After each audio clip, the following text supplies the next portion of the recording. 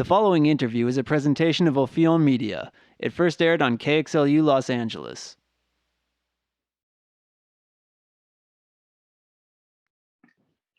My guest today is Joël Grip, a Berlin-based upright bassist who's active in the European free jazz and free improvisation scenes, and who happens to be joining me from Sweden, where he's originally from. His collaborators include Tristan Honsinger, Sven-Åke Johansson, Hudiger Karl, Pat Thomas, Herr Borelgrip, Antonin Gerbal, Seymour Wright, and many others. He records prolifically and has released several albums a year for the past several years, and he works in visual media, including drawing and painting. His artwork has appeared on several album covers as well as in a book by Tristan Honsinger. He's also a filmmaker. And in addition to all these creative pursuits, Grip organizes concerts and other artistic events around the Berlin area and has, for many years, been a part of the music collective Umlaut, which has released several of his titles via its record label. So, Joël Grip, thank you so much for being with me today. Thank you very much. I want to start by asking you about one project in particular. You're a part of a quartet called Ahmed, along with pianist Pat Thomas, drummer Antonin Gerbal, and saxophonist Seymour Wright, that plays compositions by the legendary bassist Ahmed Abdul-Malik. And this is a group that's now released 3 albums. So I want to ask you a few questions about this project, and I'll just ask them all at once. What is it about Ahmed Abdul-Malik and his music that inspired the 4 of you to form this ensemble? And also, this group seems to have a really distinctive sound in that you're playing Ahmed Abdul-Malik's music, but you aren't really, to my ears at least, trying to imitate it. You really sound like yourselves, if I can put it that way. So can you talk about the process of crafting this sound, if indeed you agree that the group does have a distinctive sound of its own? And finally, as the bass player in a quartet that was formed to pay tribute to another bassist, how do you view your role in this project? Wow, so many questions there. To start with, Ahmed Abdul-Malik, for me, what we are working on is to reimagine jazz. And I think that's what he was doing in bringing in Northern African music and Middle Eastern music into his world, into the world of jazz. And so I think what we're doing is following his path, where today maybe it's more about copying. You say we are not really playing copy paste his music. We are actually imagining what it would be like, maybe to what if he could continue to play his music? What would it be like? And through his music, through what we can hear today, through the recordings, through what we can read about him, imagine our version of kind of a fusion music today. And being a bass player in the project, it happens to be like that, but it's not. I think we all carry the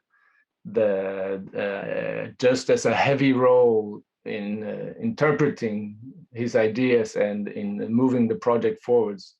Of course, it's fantastic. I mean, I really enjoy studying his music and then getting deeper and to get to know it better, and mostly through his sound and his timing. And I think this is might be something people, it's the hardest thing to grasp, I think. What's easier, it might be the velocity or the harmony, but how to grasp a sound and a timing. And as a bass player, for me, this is incredibly interesting because then in some ways, you start working as a kind of historian or as an archaeologist, and because today these techniques are almost gone through amplification. How could he make the bass sound so good in there's no amplification. There's Art Blakey playing loud behind.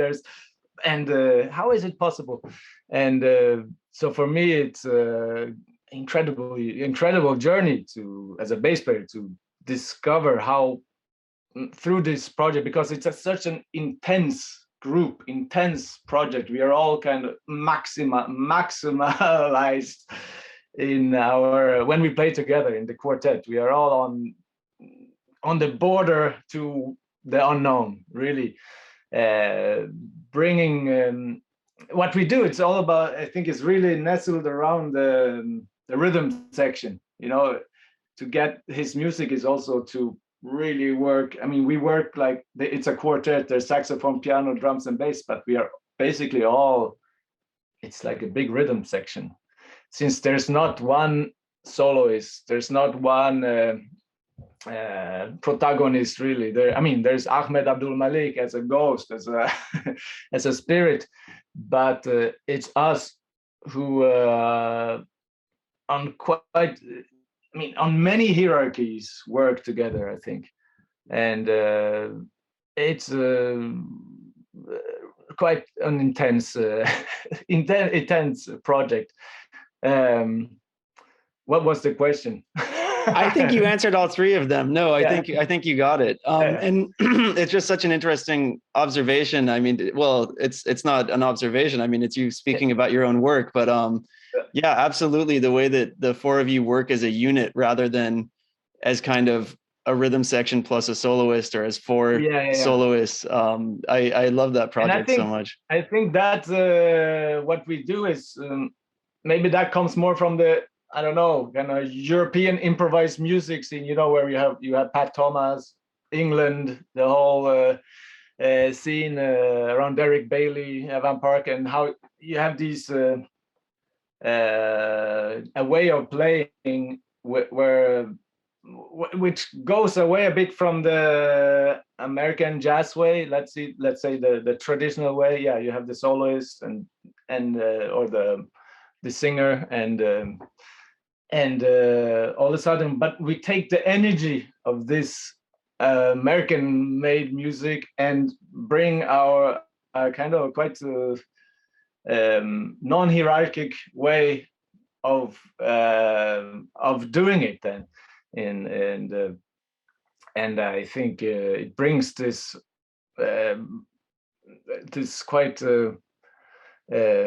more of a block of sound way of making music, where you cannot take away anyone, but you cannot define completely who.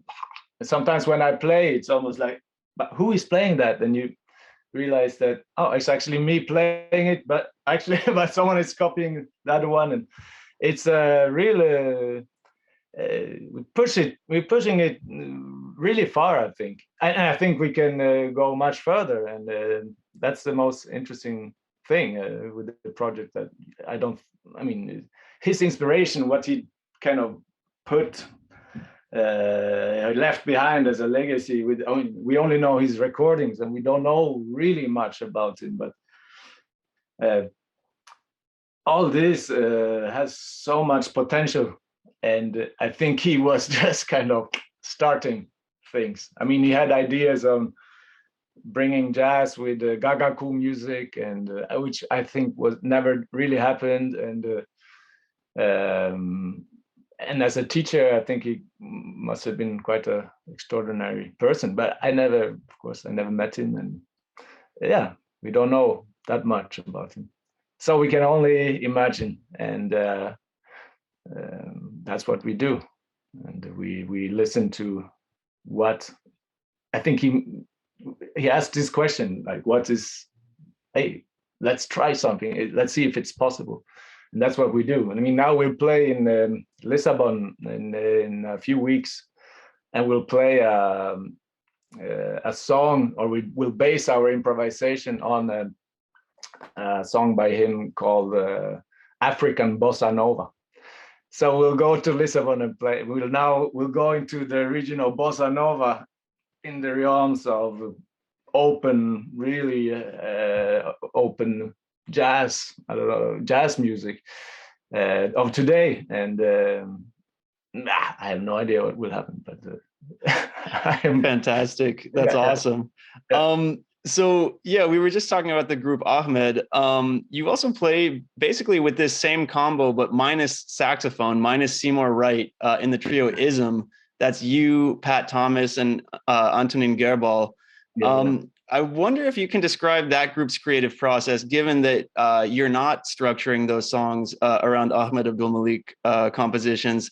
And another question on that as well, given that I know you've released other work with Gerbal and other work with Seymour Wright, can you describe the creative bonds that you build with artists in general and also with these artists in particular when you collaborate with them across multiple projects? Yeah. Let's start in the first question. Ism was actually we started. I mean, this collaboration with Pat Thomas started first with the trio Ism. So and then Ahmed came. So that was Seymour's idea to bring in. Actually, I think I met Seymour before, and we worked as a duo or in other collaborations. And then we said, "Hey, we should do something together." And he proposed the Ahmed Abdul-Malik songbook. Basically, let's go from there. And basically, we just we met for the first recording session, and we never really spoke about, "Hey, we should do like this," or "This is how it." It's really spontaneous. I think it's to also combine it to the second question. That it's quite the way I meet people. It really is on intuitive way and spontaneous way where you don't really know why, but you meet these people and you start working because it's evident that we have something to do together. Basically, like it's like a love story. You meet someone and you don't really know why, but it's really good. You feel good, so Ism started a few years earlier than Ahmed, and this project or this trio is maybe it's more connected to the piano trio jazz history and tradition. I mean, of course. With Cecil Taylor and Monk and Ellington, Tatum, and all this, bearing all this in mind, and then at the same, like the Ahmed project, trying to move further. What would be the next step? And of course, then we work a lot on their music, like Monk's music. It's like an never-ending class I'm attending,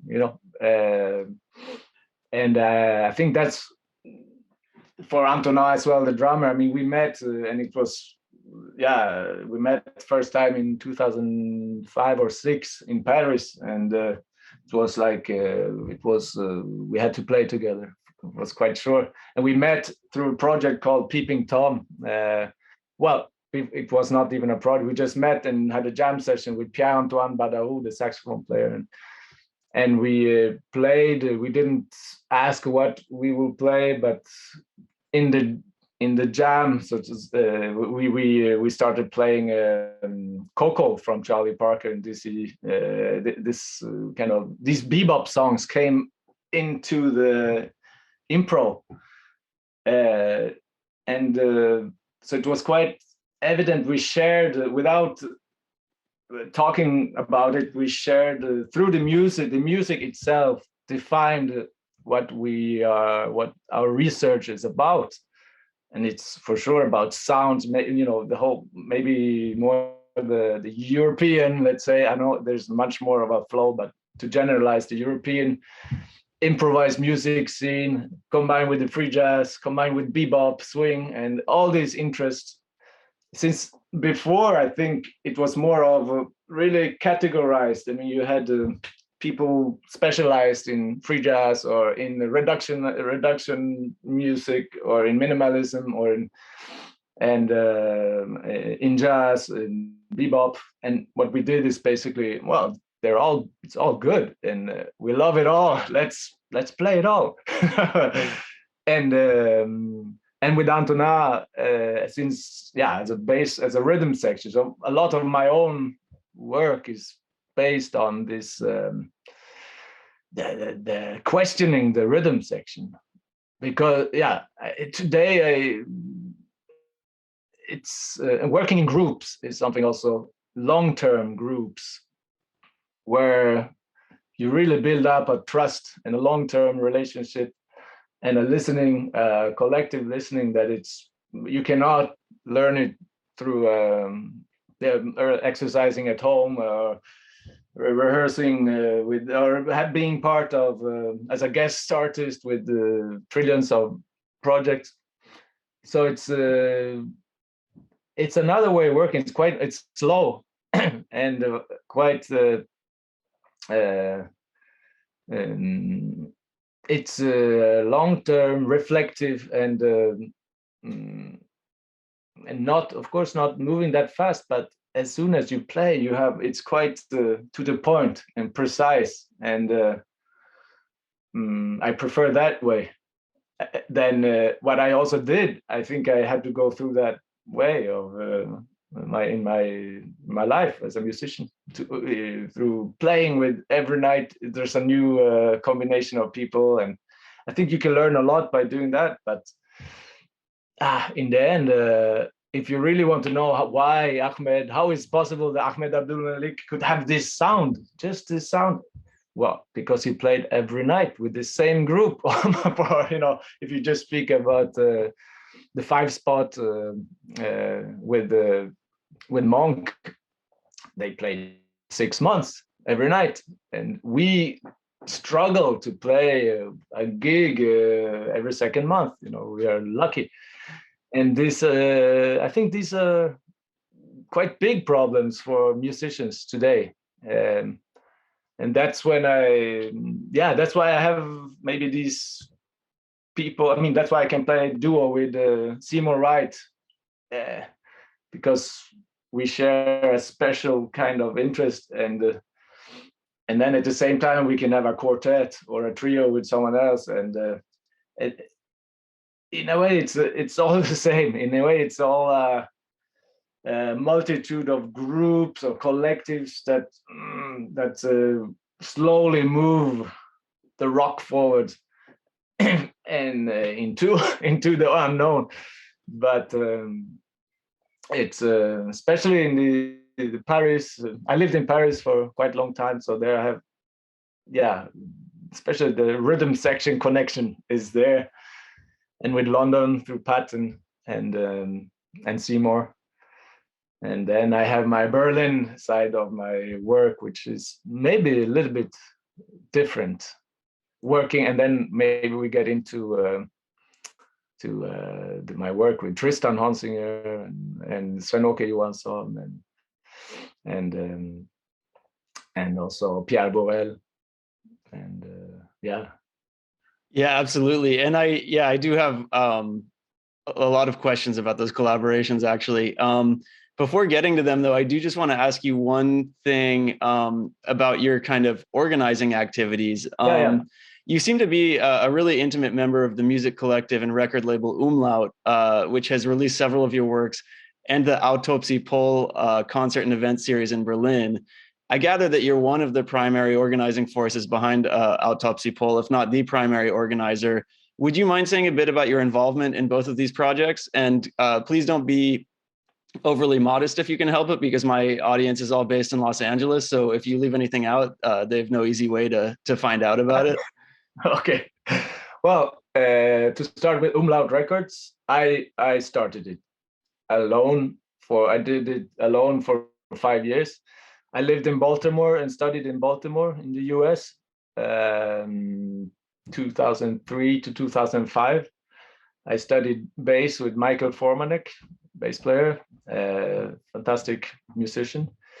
And there, when I came there, people asked me a lot, but what are these two dots over? Oh, in Swedish language, in the grammar, in the you have these umlauts above A and O, and I said, well, there are umlauts, and they're like, what do they do? Well, they change the sound, and they transform the sound. And without knowing that 10 years later I would live in Germany and speak German, and I choose by doing the first record with Gary Thomas and Devin Gray, another fantastic drummer, with whom I really worked a lot on the rhythm section aspect. I started this label. I named the label Umlaut because I was the Umlaut guy in Baltimore, basically, not speaking English properly. So basically, it's through this linguistic idea that this label came by, and since my organizational side is basically there since I'm kind of a restless soul in many ways, where I don't wait until someone call me. I call them, and I go and knock door. I went to India to meet someone. I go to Japan to meet someone. It was not. Yeah, I just went there. And in the same way, I ended up in Baltimore. I heard a Michael Formanek solo CD called "Am I Bothering You?" And 2 months or 3 months later, I lived in Baltimore and studied full time with him. So it's kind of impulsive, but also intuitive and spontaneous, and I think also it's part of the research. It's not just organizing and doing all this shitty work. It has a reason also. It's purely musical reason, because if you don't do this, like the same thing with Ahmed Abdul-Malik, like they play it all the time, and today it's so difficult to play more than a gig, no one will call you, really. It's basically never happens.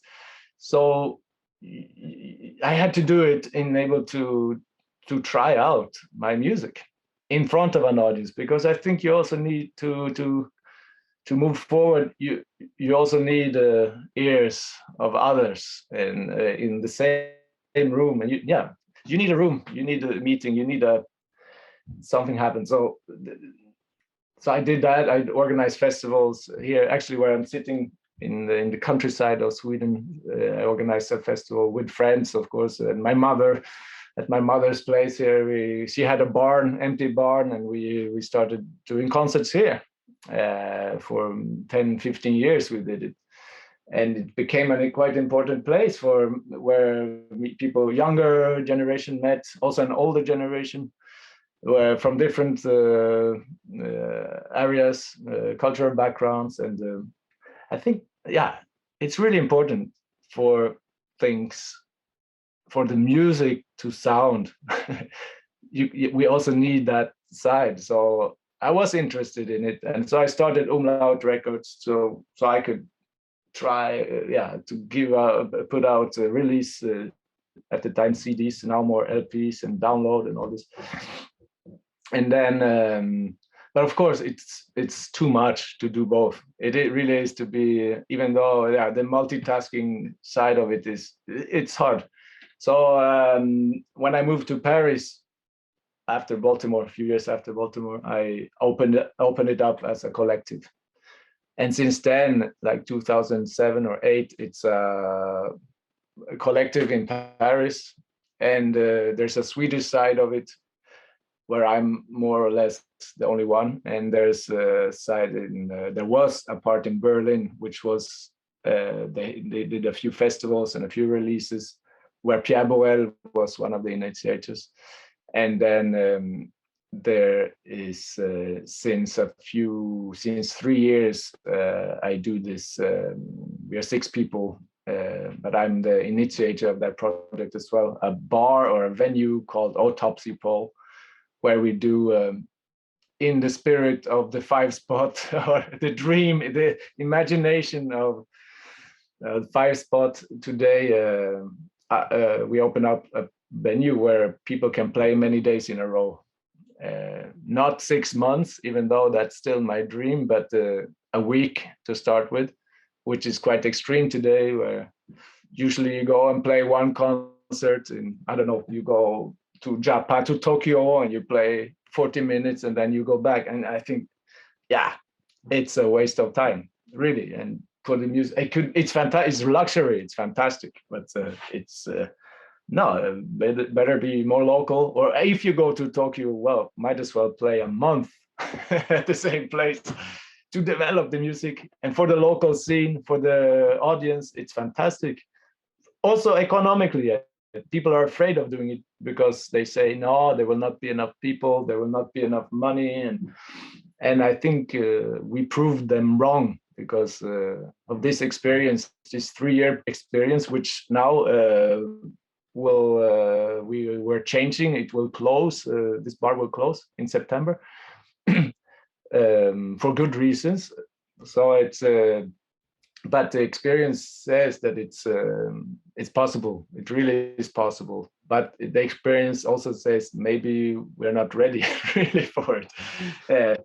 But yeah, so I've been quite involved in organizing things, in moving. Yeah, so in moving, it was a way of also, yeah, mostly to involve my own music into them so that they could actually happen at all. Otherwise, I would still sit at home and not do any of it.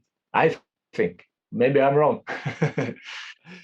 That's amazing. No, that's awesome.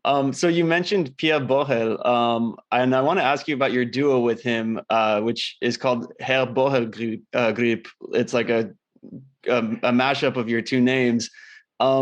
The way I found out about this group and what I want to ask you about is this fantastic album you came out with a couple of years ago called the Great European Stool Sample. A couple of questions about this album. First of all, the third song on the album, which I think could kind of be called the title track, it includes just a fantastic piece of what I think of as maybe kind of absurdist or maybe surrealist poetry. When I first heard it, it sounded like almost a bunch of email fragments stitched together in such a way that you never really come to the end of a sentence. It kind of just keeps going. But it also invokes, at least to me as a listener, a lot of images that are kind of really powerful in their banality. It almost feels like a kind of genuine slice of European life somehow, or perhaps like some kind of critique of modern day Europe. And if I understand correctly, based on a mini documentary that you and Pierre created about the making of this album, you basically generated this text by cycling through words that your phone was suggesting as you were composing a text message or something like that. So I wonder if you could say a few words about the compositional process for this particular song in this text, including, just because I'm curious, I mean, were the words being generated completely at random, or had you fed some words into the phone beforehand to kind of intentionally influence the algorithm, like the way that stool samples keep coming up in the text? And then I'll just lump in a second question now. I'm also curious about the overall compositional approach that you used in creating this album, The Great European Stool Sample, because it strikes me as such a successful work of sound art where, you know, each of the four pieces are quite different, quite distinct from one another, but they also really hold together as a whole. And they seem to evoke something pretty deep about the creative process. So yeah, I wonder if you can talk about that particular song, and then also how you arrived at the final product of the entire album.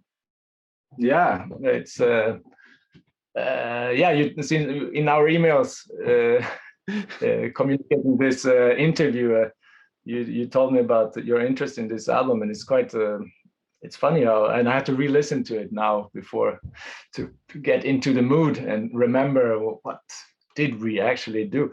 And it is now with 5 years, actually in this very room we recorded a lot of woody sound, and we I mean, this is we worked together before that maybe for 10 years as a duo, where we went anywhere. I mean, we went all over Europe in to be able to develop our music, we basically said yes to anything. To go to a party at home at someone in Odessa, or you go to a wedding party in Kosovo, or you go to, and we went there. We went to, had a steady gig in Wrocław in Poland, where we went every month. But you know, it's like we took 10 hours train to go there. So, but on the way we found other gigs, and then we played a lot, and put ourselves in bizarre and hard and difficult and quite funny and situations which really put a spark on our music. I think really we had to really get focused. Yeah, where are we? Listen to where we are, and change the music quite rapidly depending on where we were.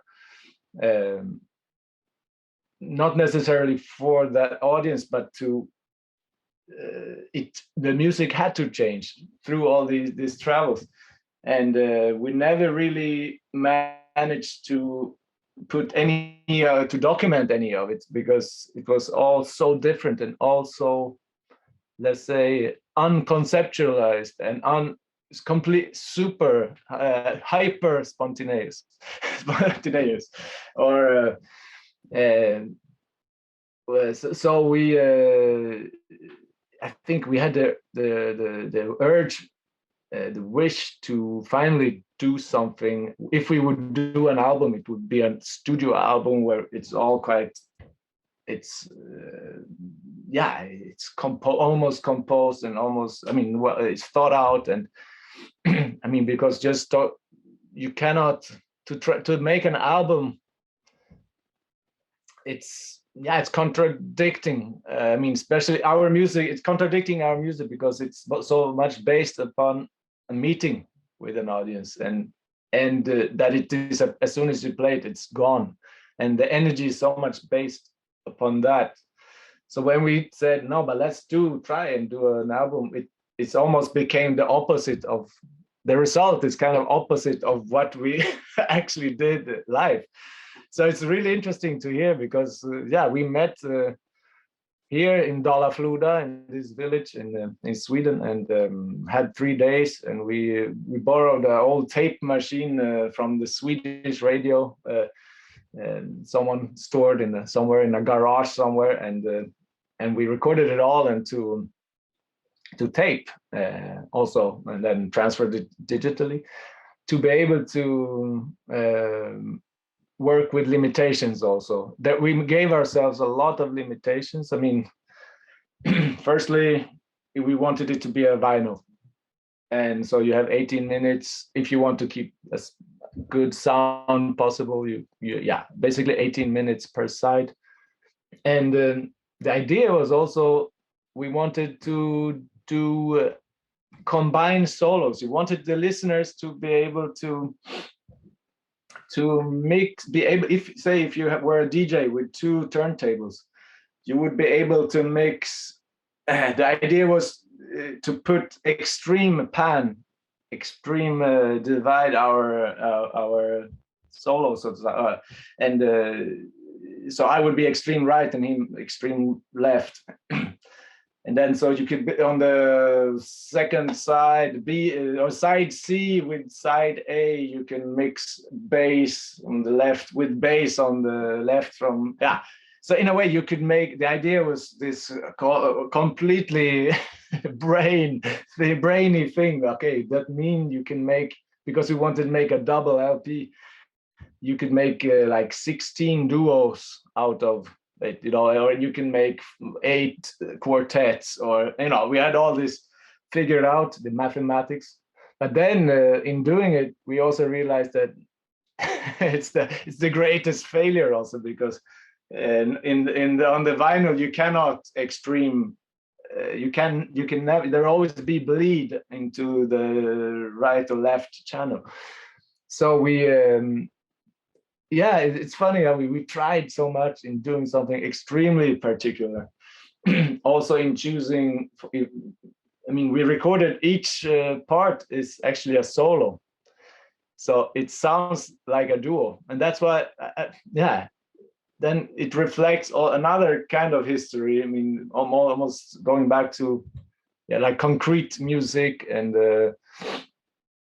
tape music where you patch things together, and because it has this repetition in it. I mean, we choose like one thing and stubbornly stick to it for 18 minutes, clock it and say, and I remember I'm playing and Pierre is sitting in front of me with a watch ticking down, and 18 minutes I stop, and then it's his turn. And then, so we basically came with 4 solo ideas each when we met here. And then we record, I mean, he recorded me and I recorded him.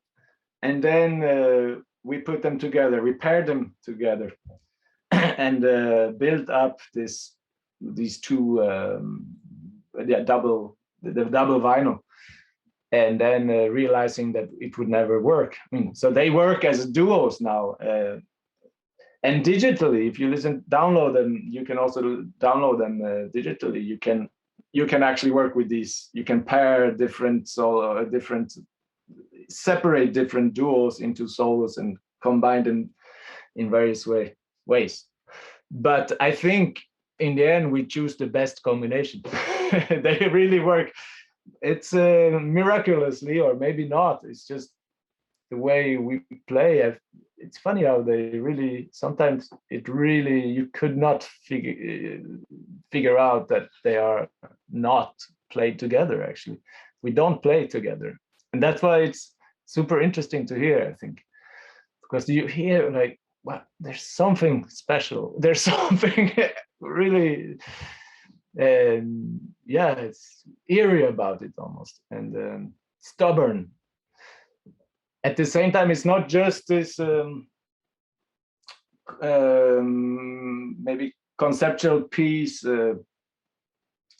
where out of tradition, or I mean, when I listen to it, it sounds really super jazzy. Sometimes it has this. I mean, I wanted to play a slow walking was one piece. My piece was just a slow walking, and another piece was me singing and playing the bow like Slam Stewart, and yeah.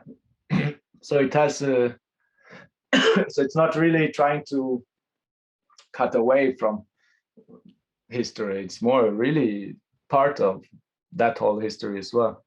And and then I was so the text, the poetry side is.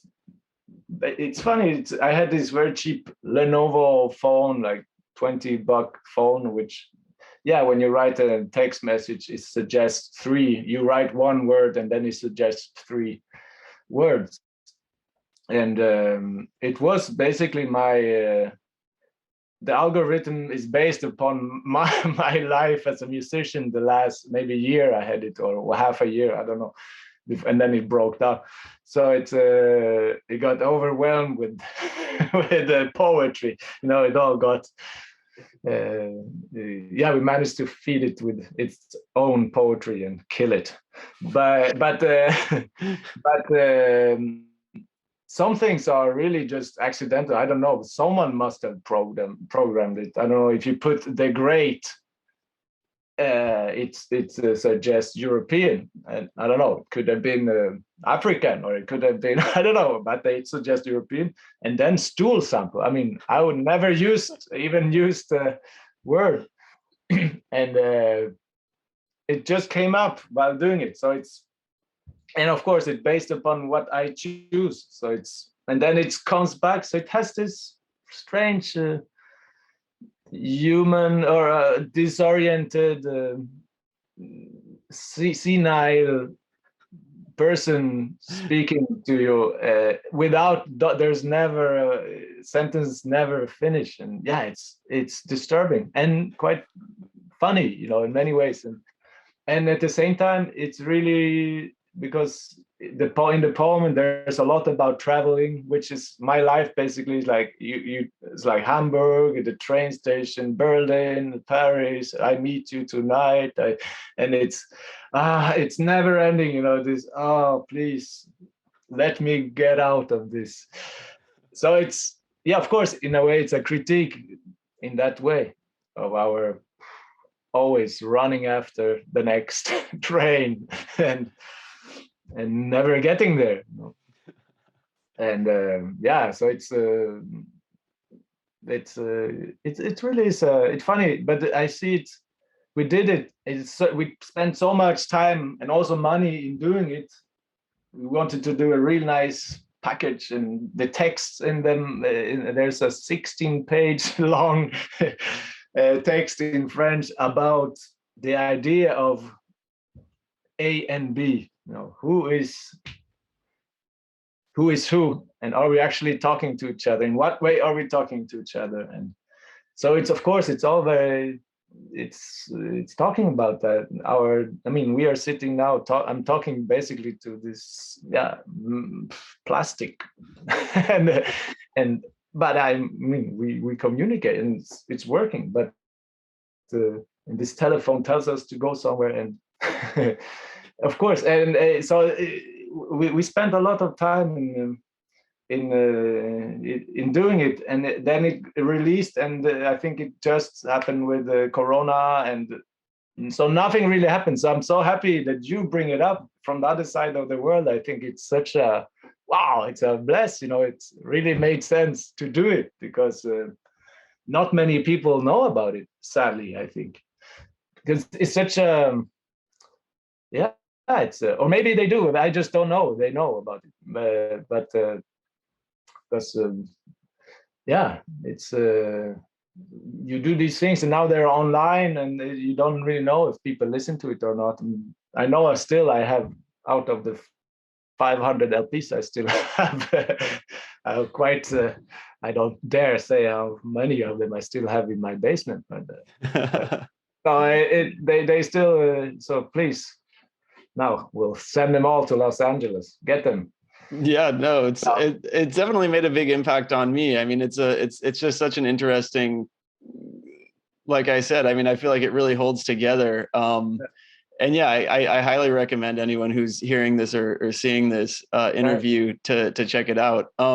Just in the interest of time, I want to move on, because I really want to get some of your takes on one of your very close collaborators, Tristan Honsinger, who's just an absolutely incredible creative mind. You yourself are, a multi-talented, multifaceted artist, where you not only make music and sound art, but visual art as well.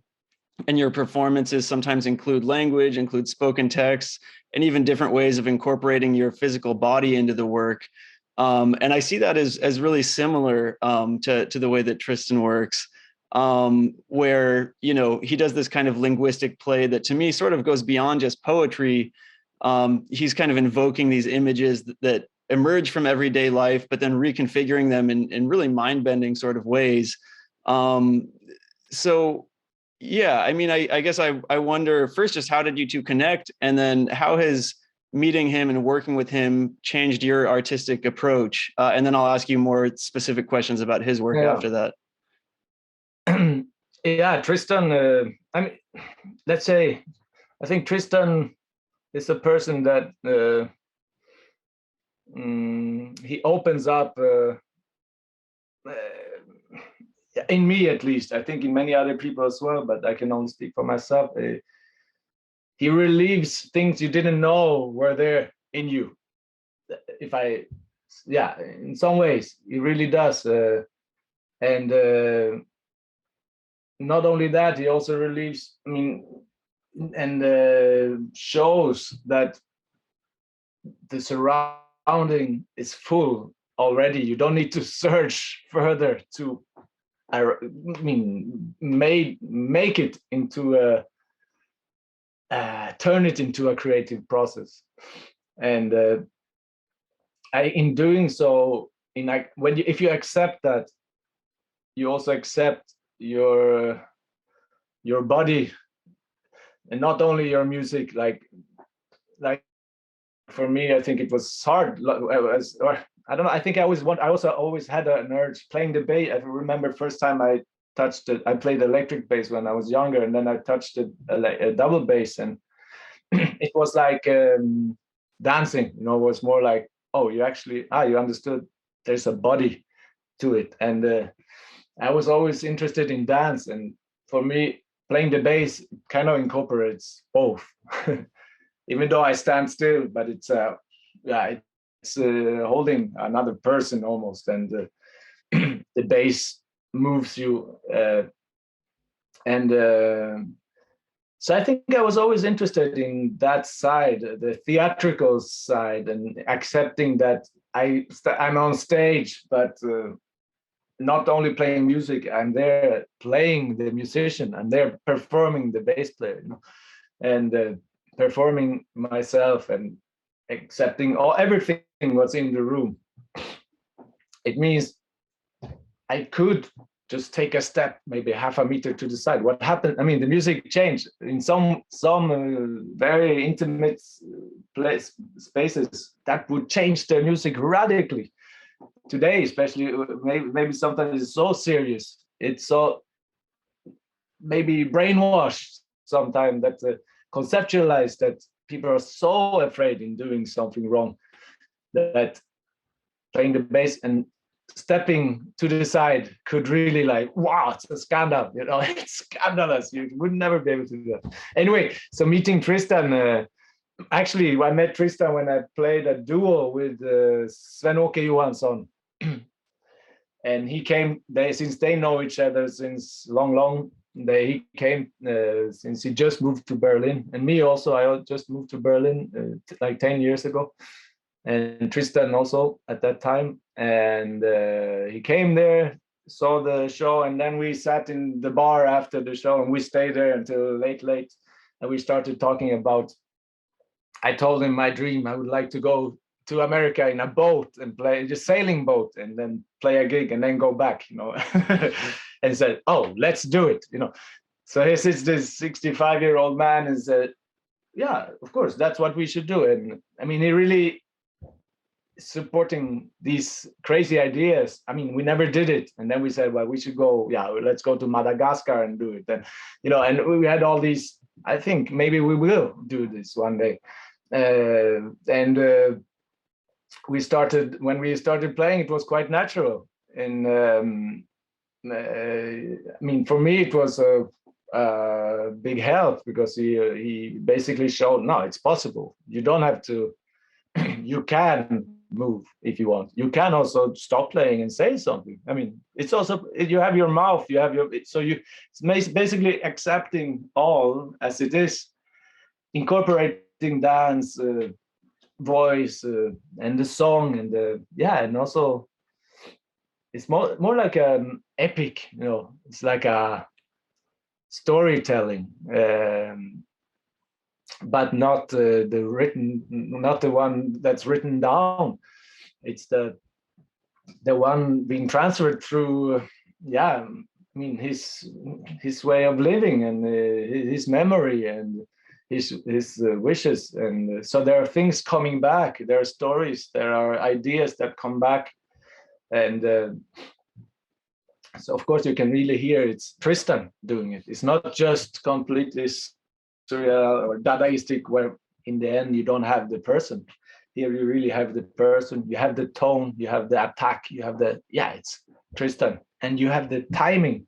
I think for me, I was never closer to the idea of improvising with someone, I think, someone else than with Tristan, because in improvising, I think the good thing with it is that you're so fast. You can be extremely fast in reacting. And I talk about milliseconds. I mean, as opposed to maybe playing a song, a composition, you can also react fast, but a little bit slower. and this a little bit slower can change many things. And especially if your way of association is wider than a polite discussion, and a polite way of, it's wider than one tradition. It's wider than just maybe bebop, which is fantastic in itself, but it's wider than, or free jazz, it's wider than reductionist. It's all there, and you can use it. And the mix of it turns into some kind of epic, never-ending story, and his way of questioning and questioning our customs of the concert are really extraordinary, I think. And but people, I don't know, I think many people, they are uncomfortable also with it. And for me, it helped me, a lot in also developing my own ideas within that. I started this group called Club Dembo, where we play every Monday in Berlin. So if you ever go to Berlin, check Club Dembo out. And we work on something I choose to call the audiovisual polyphony. So, and that resumes a bit, it's music, sound, voice, and movement. And he basically wake our senses and shows us that it's all there. Just take it. He's such a I mean, he's, like you're saying, he's impossible to put in any box, Tristan Honsinger. For instance, I mean, when I watch, videos of the two of you performing as a duo, the performances more or less seamlessly kind of shift from, maybe fully improvised music to then suddenly you're playing a monk tune to suddenly there's a verbal dialogue where, he's calling you Henry and you're calling him George. And then into this really powerful linguistic play where, again, he's kind of, or both of you are taking these really banal images, but then cutting them up and reworking them in really thought-provoking or maybe jarring ways, like you said, that it kind of makes people uncomfortable. And you might, trade instruments, or you might be both playing the same instrument at the same time. I mean, it's just like, it's this kind of like endless form of play. I was thinking about it. To me, it's like, it's almost like complete improvisation, if I could call it that, rather than like strictly musical improvisation. It's just like along every possible axis, excuse me, you guys are creating. And so, I want to, along those lines of just his work being impossible to put into any kind of box. You wrote an article that's coming out soon about Tristan's work. At one point you were writing about a radio play that the two of you wrote together. And in so many words in the article, you say it went quite poorly because the producer kind of like suffocated the work by trying to put it together in a very structured way. And you also wrote in that piece, and this is a quote now, that Tristan questions and often succeeds in abolishing the difference between the fictitious and the realistic. So along those lines, could you say a little bit about Tristan Honsinger's talent for making art that not only really just defies categorization, but also seems to sort of defy every convention that exists? Well, I think that play we did in Serbia already is fantastic to be able to be invited to do this play. I mean, we wrote it eating breakfast in Berlin at a Turkish breakfast shop, and I mean, we wrote the whole play in like a few hours, just in a constant flow. So it was, and then coming to Serbia and in a week putting it together, we realized that wow, it's for people to accept that constant flow. I mean, for the piece to be transmitted in the way we wanted, there has to be this rapidity, which I talked about, has to be there. If you slow it down and make it comprehensible, or you make it you make sense out of it. You don't make sense out of a hippopotamus playing chess. You accept it or you don't, and you don't. And so it was problematic, and the producer finally squeezed in some kind of story with the net. There's this beginning and the drama, and then in the ending, it was okay, but it was a little bit far from what we wanted. And but anyway, his way, I think, and that's why where I think you can connect this to many aspects, or at least for me, it makes a lot of sense. This way of keeping, in French you say flou, like keeping foggy, keeping something non-defined. No, you're very precise. At the same time, you keep always a door open to leave. There's always a. I think he's a master of that, keeping the uncertainty. That even though he can define something and make it pastiche-wise and turn it into a slapstick number, there's still another side to the coin that happens that fast, and for me, this is I really think is important in my bass playing when I also play with Ahmed, with Isman, to keep something extremely defined, at the same time keep play it in such a way that it's still open and undefined. And this is I think the key to many musics and many, a creative process that allows for change, the transformation, the umlaut for it to happen, and he I think he's a master of that, and sadly I think suffering a little bit from maybe today's world where he's not even part of the digital, he doesn't even have email, and today you have to accept so many ways of you have to determine your work, especially maybe more here in Europe, where you're dealing a lot with these applications, trying to find funding. I don't know how it is now in the States, but when I lived there was basically none, so you just did it yourself, which it's still that way. Yeah. But here we are lucky. It's good, it's great, it exists, but still the downside of that part of this is that you basically stop playing, you start thinking about your work, you write about your work in such a way that it fits the funders the prerogatives question. Maybe and in the end, of course, then you say no, but I just write it, so, and then I get the money and I do something else, and then no, not really. In the end, you also have to. It's a vicious circle that in the end.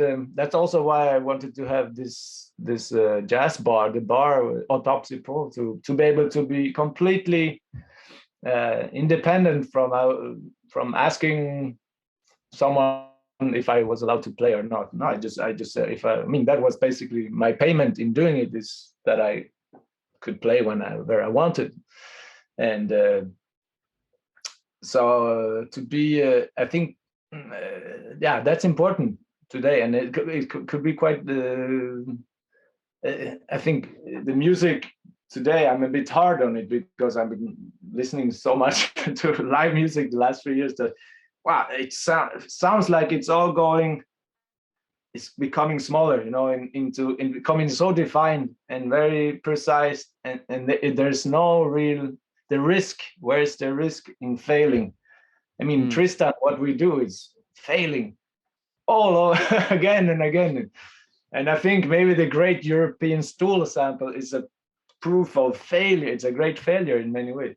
It's maybe the European. That's why it came up there. It's like a failing stool sample, the whole idea. And then Brexit came and all this. So maybe it was very much an album of its time. It was our fault. But you have all these people today, musicians, kind of they self-produce them. They produce, they're auto-producers, and I know it because I'm also one of them. But I also learned a lot about the bad sides of it. That you think more about the effect on your music than the actual music, or the being able to play. I need to do this, and then you play. The music comes in second. Second is and this for me, no, it has to be the first reason why you even, why you bring up the bass. Music or the movement of it. Yeah. Well, this is not really fair to you, but in the last minute that we have, I want to ask you one more question that I'm sure will be very difficult to answer in a minute. You've also written that when Tristan Honsinger is performing, this is a quote: "The goal is nothing. Nothing is the goal. Tristan's Taoism is outrageously uncompromising." Would you mind, again, in just a very short period of time, kind of expanding on that statement for people who don't know Tristan's work? Well, I think it's about dying. About being alive is actually dying, and that's where it unites a bit the Taoism of everything is whole, basically. Living is dying, and dying is being alive. And he doesn't compromise with this. He is, you really feel it in his the life. His life, it's so present. His maybe the suffering of living, or the joy of living, but it's really a big part of his creative process. It's not just there out of joy, it's there out of necessity to live, is to do this music which is disappearing and dying. And it's of course, it's a philosophical question which I think I've seen in various states of touring with him come out. And people are, I think, today a bit afraid of that question, even though everything is so open and quasi-open and quasi-social, quasi-equal, collective and social. Yeah, it's you're quasi-alive, and he really is alive, because you see, like, wow, he's dying. This man is dying, being alive, and. It's not. He doesn't try to hide out this question. Amazing. Well, unfortunately, we're going to have to leave it there. But Joël Grip, thank you so much for being with me, for sharing so many of these fantastic insights. And I'll stay tuned to see whatever's coming next in your work, because it's incredible stuff. Thank you very much.